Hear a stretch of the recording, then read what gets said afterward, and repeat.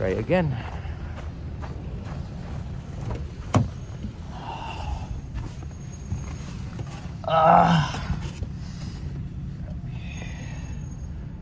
Okay, let's see. Let's try. Yun, yeah. Okay na.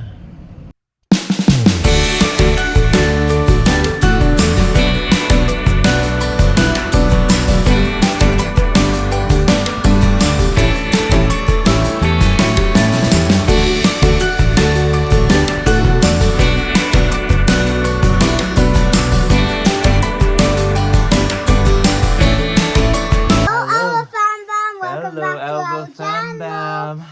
So, kakasundo ko lang ng mga kids today. Welcome back to our channel. Hey fam, good afternoon, good evening. Welcome back to our channel.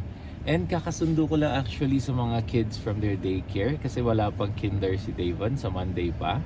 So it's a good thing kasi isang sunduan lang. But then pagdating namin sa bahay, just 5 minutes pagdating namin sa bahay, tumawag si Donna and nagpapa-rescue. Although yung Sorrento naman, nakita niyo may no-co boost ako doon, siguro na low bat na.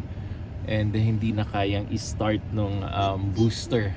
So pupuntahan ko si Donna para ma-help siya and i-boost yung sasakyan. So samahan niyo ulit kami kung paano. Just a small challenge. It's not even a challenge. It's straightforward. So, see you and hopefully okay si Mommy. Sinabihan ko na siyang bumalik ng airport para hindi siya mag-antay doon sa parking na malamig. Sobrang lamig. It's minus 15 here in Calgary. So, see you later!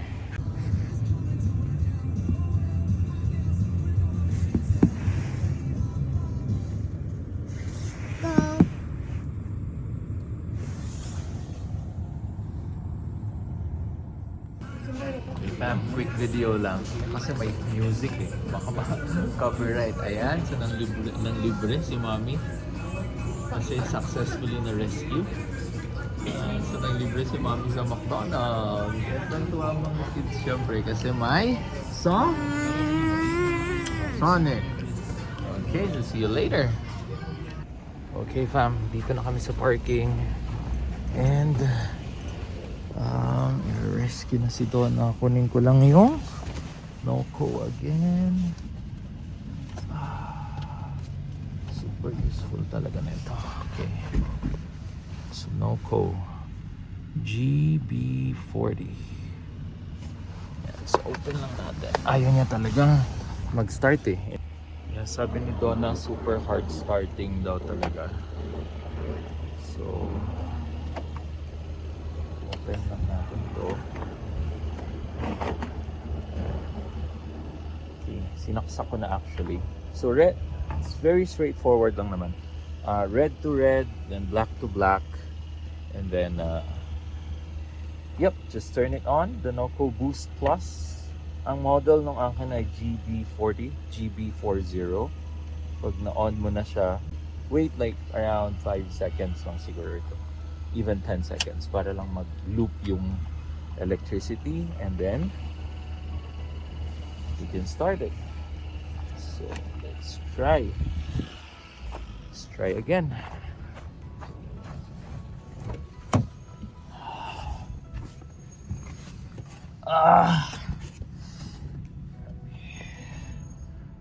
Okay, let's see. Let's try. Yun. Okay na. Right. So, ang nangyari pala, kailangan kong balikan So, sinabihan ko si Donna na bumalik na lang muna siya sa airport kasi para hindi siya malamigan. Kasi ayaw talagang mag-start nito kanina. And then after that, sinundo namin siya. And then bumalik kami sa parking kasi since employee siya ng one of the companies ng airport, meron siyang parking. And then, yun. So, pinuntahan lang namin si Donna sa airport. Bumalik kami sa parking. And then, hinanap namin yung kotse. And then, yun. So, na-shoot ko na which I just showed you. So, medyo mabilis lang. Pagka-open ko pala, it's minus 13 sa temperature ng kotse. So, nahirapan talaga siyang mag-start kasi minus 13. Pero usually naman, pag malakas yung battery, and usually malakas naman, hindi naman siya nahihirapan. It's just that itong Sorento kasi medyo old na siya, 2011 model to. And meron siyang something parang nagde-drain sa kanya dahan-dahan. So pag hindi siya na-start ng around 12 hours tapos malamig yung panahon, hindi na kaya ng battery. So nagbo-boost na. Pero pag summer at mainit ang panahon, walang problema. So, yep, successful. And yeah, again sa mga wala pa, ang model is Noco Boost GB40. So yun yung gamit ko. Kaya yan kahit na ano na, van, kotse, SUV, kaya na yan lahat. Basta hindi lang yung like mga 10-wheeler truck siguro or 6-wheeler truck kasi hindi malaki. Pero yep, for both gasoline and diesel engine siya. So hopefully nakatulong sa inyo. Balik na ako dun sa Odyssey namin at sobrang lamig na dito.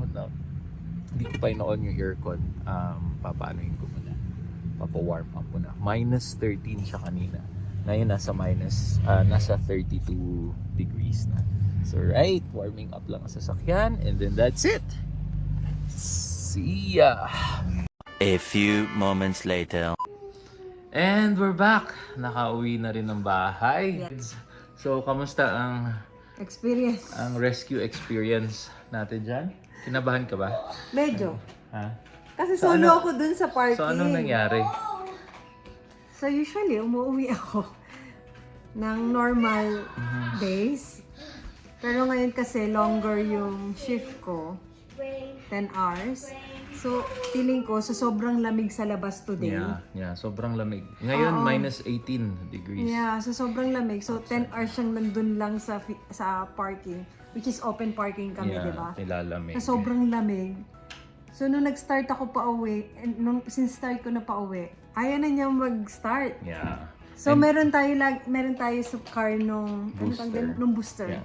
Pero before that, kasi known issue na ng Sorento natin, na pag winter and malamig, nagdi-discharge siya, hindi ko talaga alam kung bakit. Oo nga. Actually, pina-check na namin to sa Vancouver Kia. Oo. May inayos sila, pero Hindi, parang... kasabay nung board, parang ECU, Electronic Computer Unit or something. Basta inayos nila yun, nagbayad tayo doon ng mga around 2,000 eh. Tapos, chinek din nila after that kung nagli-leak, kung may leak pa or discharge yung sasakyan. Wala naman. Pero, yun nga, pa summer na yun. So, after that, pag summer siya at mainit, Wala namang problema. wala siyang problema. Pero, pag lumalamig na nag-winter. Hindi ko rin alam. Oo. Parang gano'n. Ayun. So, akala namin okay na siya kasi nga last winter, pina-check na namin yung Sorento sa Vancouver. Yeah. So, ngayon, nag-start na ulit siya ng gano'n. Can you rate? Can So, you while... rate For a while. Optimus Prime? Yeah, I Sure. will help you. So, Okay? nung ginamit ko yung booster, which is, meron kami nga lagi din sa car. Kasi nga, in case of emergency. For meron sure. yun. Yeah. So, ginamit ko, hindi siya nag-start. Hindi pa rin siya nag-start. So, mga Tapos? 3 beses ko siyang tinry, Daddy. Kasi sabi ko, baka super lamig Lamig niya lang niya. talaga. Oo. Kasi nga, ang tagal niya sa labas. Yeah. Ayaw pa rin. Doon na kita tinawagan. Pero kasi, To the rescue. ang Noco Boost naman, ine-ensure ko na dapat full charge siya lagi. Para laging pinaka-maximum. Pero yun, 3 bars na lang yung charge niya. Oo, kasi hindi ko rin parang siya halfway na-check. Kasi hindi din na Oo, ni Donna hindi ko na-check. na-check. Kasi syempre, hindi naman siya car guy or car woman. So, basta drive lang yan eh. Typical lady driver. Basta drive lang ng drive. So, So, hindi ko na-check yung booster namin. yeah. Tapos, nung nire-rescue na kita, actually, di ba, ang tagal niya pang, ang tagal ko pa doon, pabalik-balik ako, ayaw niya pag pinipindot ko yung push start, ayaw niya pa rin. Pero parang, siguro mga after 5 minutes, Mommy, if you want biglang natandaan ko, na meron palang, so booster na yon guys, yung Noco. If you Yeah. want this or this. I want the chocolate. Okay, thank Thank you, you. my daughter. Okay. Thank you. Yeah, we're done with the ice cream. So, after nun, parang natandaan ko, sobrang lamig, -18 eh. Tapos bigla ko natandaan, meron siyang exclamation. Yung exclamation na yun, ang ibig sabihin is, booster na siya, pag ipapower mo, pero yun, ide-direct 12 volts niya na. So, For parang sure. super booster pa. So, nung pinindot ko siya for 5 to 10 seconds, biglang, boom, yun. Parang biglang, yun na, nag-crank na yung starter. Ayun na, sasabi ko, tuloy-tuloy na to. Tapos nag-start na siya. Ilang minuto din tayo Oo, sa sakit na nung kamay ko sa kasi -18. First pa nalabas ko, guys, wala akong gloves. Tapos, siguro mga 5 minutes ako doon. Sabi ko, hindi ko na kaya. Bumalik ako sa Odyssey kasi naka-on lang may heater eh. Tapos, nagsuot na ako ng gloves. Yun, parang another 5 minutes. Nagtagal pa. So, Tapos, sinarge mo pa siguro ng konti pang minutes. yeah. Tapos biglang nag-ano na. Ayun. So, yay! We saved like, magkano ang towing nun? Although malapit lang, for sure, around $200 yan. Yeah. Devon. Yeah. So, a lesson learned, lagi dapat kayong may booster dito sa Canada. Ipopost ko, well, this is not a paid ad, so ipopost ko yung Gamit booster namin. ko. Ang isa is from Costco, ang isa is from Noco talaga kasi yun yung pinakamagandang may review. So yung Costco parang backup ko lang yun. Kaya ako Yeah, siya that's binili. right, that's right. Pero yung Noco Boost GB40, lalagay ko siya dito para may reference kayo, bilhin nyo.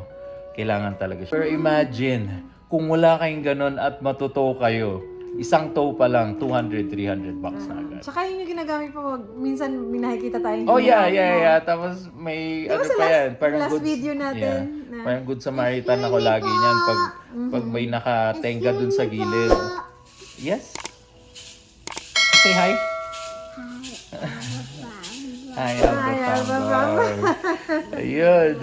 So, yun, lesson learned, kailangan may booster. Dapat naka-charge lagi yung booster, of course, kasi pag walang charge, hindi nyo rin siya magagamit. And then, if meron na kayong ganon, guys, pag may nakita kayong in trouble, tulungan nyo din. Kasi hindi naman siya kawalan dun sa booster. Kasi ginagawa ko lagi yon pag may ganon and pag hindi masyadong delikado yung lugar. And, yung nasa parking lot lang, safe naman kahit na tumigil ka, tapos tulungan mo siya. Parang cycle of kindness lang na tinatawag. So, comment din kayo below kung nangyari sa inyo yung nangyari sa akin. Para we will know next time din kung may ibang paraan pa. Hindi lang yung sa booster or what. And what's the reason bakit nagkakaganon? Is it because Kia Sorento yung car namin or I don't know. Just comment kung ano lang para we have an idea. Okay, so yun yung challenges namin today. Although, hindi naman siya masyadong malala, pero actually nakakakaba. Kasi dahil sa panahon ng Alberta, which is, yung weather ng Alberta, which is -18 degrees. Napabalik talaga ako sa airport kasi hindi ko kayang Sobrang- intayin Yeah, that's right. sila sa parking. So balik ako, doon nila ako sinundo. And yun! Yeah, so don't forget to survive. like, share, and subscribe to our channel. Please hit that bell. And see you on our next video. video. Hang loose, guys!